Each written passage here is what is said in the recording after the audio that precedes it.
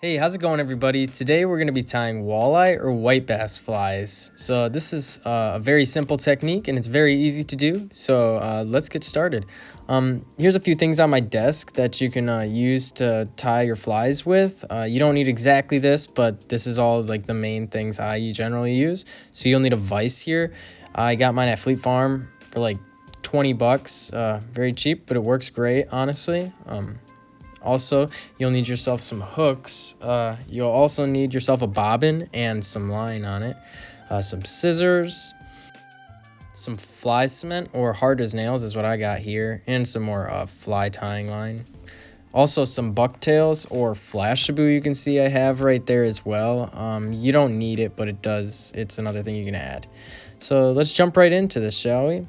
So what you're going to want to do is put your hook right on there and just tighten it down. I like to have the straight end on the top. It makes it way easier. I've tried to tie them the other way. It doesn't work. I mean, it does, but it gets in the way. So put it on right there, tighten it up, and there you go. You got that all set. So now what you're going to want to do is take your bobbin with your line, and I like to start probably about halfway down the middle or so.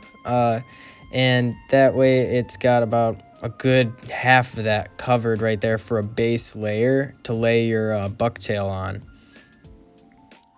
You're just going to want to make sure you get a good even layer here. You're not going to need a ton of line, but do put an even coat on.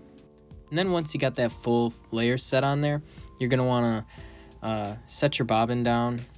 And then you're not going to need that. So grab that left tag you have in your hand, and you're going to want to trim that. You're not going to need that at all. Cut that off. Once that's cut off, grab your hard as nails or fly cement, whatever you have, and just take a little bit. A little bit goes a long way with this, and just put a little dabble on there. I actually did put a little too much on myself, and you can see I'm scooping some of it up right there. But just a little bit. You just got to seal this up right here so that way it's not coming loose when you're tying your fly or in the water, whatever. It just makes it nice and have a solid coat. So once you got that on there, you're going to want to grab your bucktail or your flashabou, whatever, and combine it. I like to combine mine. You can actually put it on separately, I think, but I think it looks better when you put it all on at once. So I grab all mine at once and grab it all and put it right on there.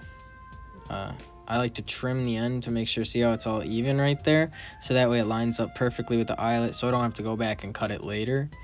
But then just put it on there, and I start wrapping mine about 1 centimeter below the eyelet, so that way it's got a small little head on this fly. I don't like to have a giant head on it, so just start wrapping it as evenly as you can, slowly working your way up, and then work your way back. Or it's not like a critical thing. Like, it will be okay if you don't get a spot the first time, because you're going to come back over it again, and then you're going to go back over it again.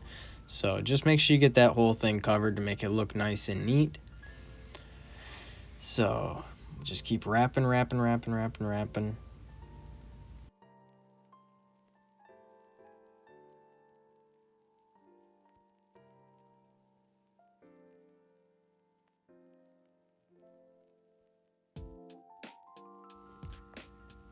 Now that we got it all wrapped, we're gonna take the end of it and cut it off of your bobbin, and we're actually gonna want to tie this right here. And once you get this to this point, there's some people that have tools for this, but I do not, so I just use my hands and tie a quick little knot right there, so that way it doesn't come undone. Either way works fine, but the tool can be faster, so if you're trying to tie a lot more, I definitely recommend grabbing that tool, and it's not expensive either.